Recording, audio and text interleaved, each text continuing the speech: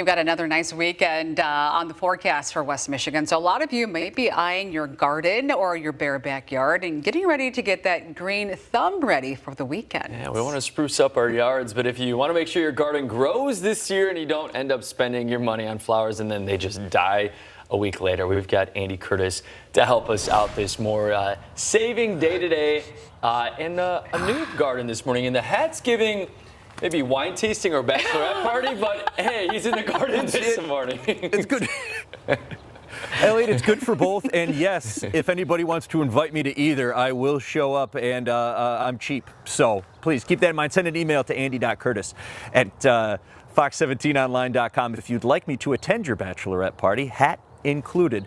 But good observation, Elliot. We are no longer behind the station like we were in the last hour. We've moved over to Romence Garden and Greenhouse here in Grand Rapids to see how the professionals do it. Because if you're anything like me, seeing that nice weather in the forecast that Kevin was showing us for this weekend has really got your green thumb itching as you look in the backyard.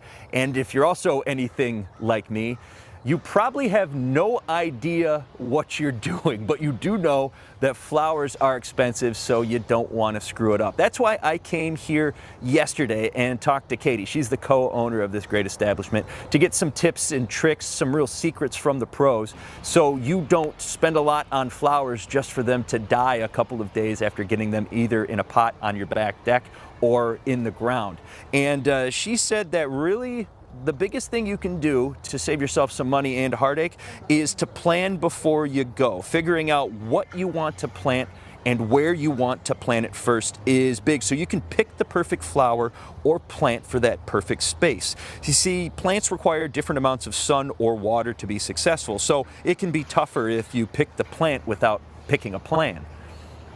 Patience is your best way to be economical. Perennials spread over time.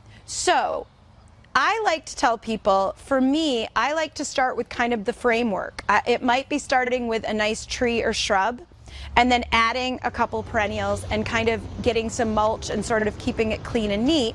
And then I'm letting everything spread. Katie also told me that consistency is key with anything that you plant, whether it's a tree, an annual, a perennial, vegetables.